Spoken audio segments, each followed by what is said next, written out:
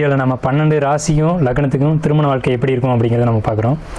முதல்ல திருமண வாழ்க்கை அப்படின்னா என்ன அப்படின்னு கேட்டிங்கன்னா, ஒரு ஆணும் ஒரு பெண்ணும் சேர்ந்து வாழ்வது தான் திருமண வாழ்க்கை அப்படின்னு பேர். அதாவது ஒரு பருவ வயது அடைந்த ஒரு ஆணும் பருவ வயது அடைந்த ஒரு பெண்ணும் முறைப்படி சமூகத்தில் கணவன் மனைவியை வாழ்கிறதுக்கான ஒரு அந்தஸ்தை கொடுக்கறது தான் திருமண வாழ்க்கை அப்படிங்கிறது.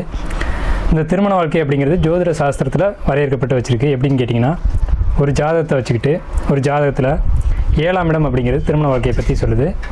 இந்த 7ஆம் இடம் திருமண வாழ்க்கையை பற்றி அவர் எப்படி வாழ்வாங்க, திருமண வாழ்க்கையில் நல்லபடியாக இருப்பாங்களா, இல்லை ஏதேனும் இடர்பாடுகள் இருக்குமா அப்படிங்கிறத சொல்லிடுது. இந்த திருமணம் அப்படின்ற ஒரு மனைவி எப்படி அமைவாங்க, எந்த திசையிலிருந்து அமைவாங்க, எத்தனை உடன்பிறப்புகளோடு சேர்ந்து இருப்பாங்க, இப்படிங்கிறதெல்லாம் 7ஆம் இடம் சொல்லிடுது.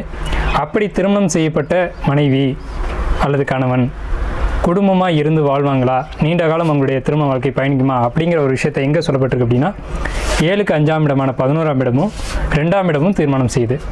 இந்த 2ஆம் இடம் ஒருத்தருக்கு வலிமையாக இருந்துச்சுன்னு சொன்னால் அவங்களுக்கு திருமண வாழ்க்கை ரொம்பவுமே சுபிட்சமாக இருக்கும். கணவன் மனைவி குழந்தைகளோட திருமண வாழ்க்கை நல்லபடியாக அமையும். அதே சமயத்தில் 7ஆம் இடம் வலுவாகி 2ஆம் இடம் வலு குறைந்திருந்தால் திருமணம் செய்து கணவன் ஒரு பக்கமும் மனைவி ஒரு பக்கமும் வாழ்வாங்க. குழந்தைகள் அப்படிங்கிறது கொஞ்சம் தாமதமாக கிடைக்கும் அப்படின்ற ஒரு அமைப்பு ஜோதிட சாஸ்திரத்தில் சொல்லப்பட்டிருக்கு. ஸோ இதில் ஒவ்வொரு லக்னங்களுக்கும் 12 லக்னம், அதாவது மேஷம் முதல் மீனம் வரைக்கும் 12 லக்னத்துக்கும் திருமண வாழ்க்கை எப்படி இருக்கும் அப்படிங்கிறத நம்ம பார்க்க இருக்கோம். அதே மாதிரி ஒவ்வொரு நட்சத்திரத்துக்குமே நம்ம திருமண வாழ்க்கையை தனித்தனியாக எடுக்கலாம். எப்படின்னு கேட்டிங்கன்னா, அஸ்வினி நட்சத்திரம் அப்படின்னு சொல்லிட்டோம்னா காதல் திருமணம் தான் அதிகமாக நடக்கும். இது பொதுவான கருத்து தான். காதல் திருமணத்துக்கு தான் அதிகமான வாய்ப்பு உண்டு. அதே மாதிரி திருமண வாழ்க்கையில் ஏமாறுவாங்க, ஏமாற்றப்படுவாங்க. அவசரப்பட்டு திருமணம் செஞ்சு அவதிப்படுறது அஸ்வினி தான். அதே மாதிரி பரணி நட்சத்திரம் பார்த்துக்கிட்டிங்க அப்படின்னா காதல் திருமணத்துக்கான வாய்ப்புகள் அதிகமாக இருக்கும். பரணி அப்படின்னாலே காதல் திருமணங்கள் அப்படின்ற மாதிரி இருக்கும். திருமண வாழ்க்கை அவ்வளோ சுபிட்சமாக இருக்காது அப்படின்னு கூட சொல்லலாம். சரி, இதே கார்த்திகை நட்சத்திரத்தை எடுத்துக்குவோம். கார்த்திகை நட்சத்திரம்னா சொல்ல முடியாத திருமண வாழ்க்கை அவங்க அமைப்புக்குள்ளே இருக்கும். எப்படின்னு கேட்டிங்கன்னா, தப்பாக எடுத்துக்கூடாது.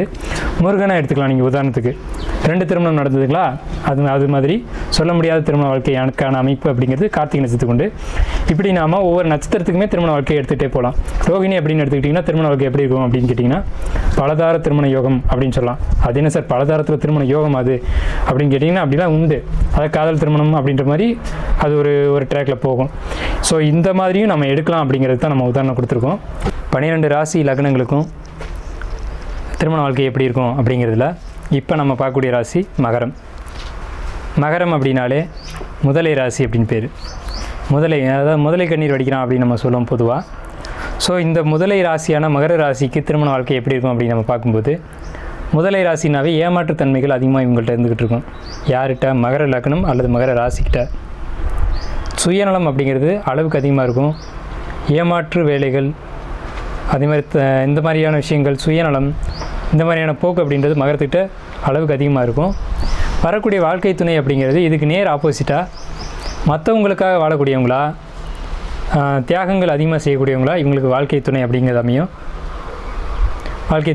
அமையும். இதில் என்னென்னு பார்த்தீங்கன்னா, மகரத்துக்கு கிழக்கு திசையிலேருந்து தான் வாழ்க்கை துணை அப்படிங்கிறது பெரும்பாலும் அமையுது. எல்லோரும் என்ன சொல்லுவாங்க, வீட்டை கட்டிப்பார் கல்யாணத்தை பண்ணிப்பார் அப்படின்ற ஒரு பழமொழி சொல்லுவாங்க. இதில் மகரத்துக்கு மட்டும் திருமணத்துக்கு பிறகு தான் வீடு அமையும். ஸோ இது பர்டிகுலராக நம்ம கவனிக்க வேண்டிய விஷயம். மகரத்துக்கு பெரும்பாலும் வீடு அப்படின்ற அமைப்பு கொஞ்சம் சிக்கலான ஒரு அமைப்பிலே தான் இருந்துகிட்டு இருக்கும்.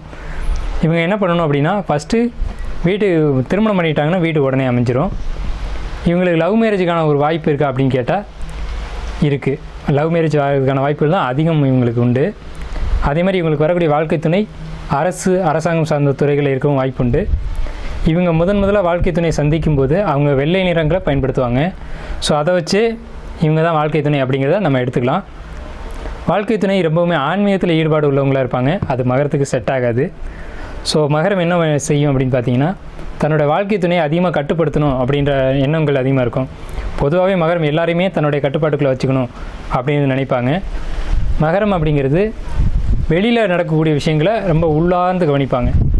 இவங்க ஒரு இடத்துல ஒளிஞ்சிக்கிட்டு மற்றவங்களாம் என்ன செய்கிறாங்க அப்படின்னு பார்க்கக்கூடிய ஒரு தன்மை மகரத்துக்கிட்ட இருக்கும். ஆனால் மற்றவங்க இவங்களை கவனிக்க மாட்டாங்க. ஸோ அந்த மாதிரியான ஒரு அமைப்பில் தான் மகரம் இருக்கும். குறிப்பாக திருமண வாழ்க்கை அப்படின்னு பார்க்கும்போது, குழந்தை அமைப்பு அப்படின்னு பார்க்கும்போது, இவங்களுக்கு முதல் குழந்தை பெண் குழந்தையாக பிறக்கிறது சிறப்பு. பெண் குழந்தையாக தான் பிறக்கும். ஆண் குழந்தை இவங்களுக்கு கொஞ்சம் தாமதமாக தான் கிடைக்கும்.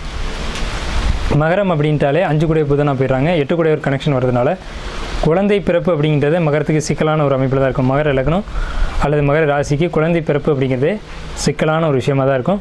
லேட்டாகி தான் உங்களுக்கு குழந்தை கிடைக்கும். அவ்வளோ சீக்கிரம் திருமணம் பண்ணணும் குழந்தை கிடைச்சிது அப்படின்ற அமைப்பு கொஞ்சம் குறைவாக தான் இருக்கும். என்னென்னு கேட்டிங்கன்னா இது பொது பலன்கள் மட்டும்தான். பர்டிகுலராக உங்களுடைய ஜாதகம் என்ன சொல்லுது அப்படின்றத அவங்கவுங்களுடைய ஜாதகத்தில் பார்த்துக்கணும். இருந்தாலும் இது பொது பலன்களும் அதிகபட்சம் உங்களுக்கு பொருந்தி தான் வரும். ஸோ மகர லக்னம் திருமண வாழ்க்கை நல்லாயிருக்கும். பட் ஆனால் இவங்க கட்டுப்பாட்டிலே இருக்கணும் அப்படின்னு நினைப்பாங்க. அது இவங்களுக்கு கொஞ்சம் தொந்தரவாக தெரியும்.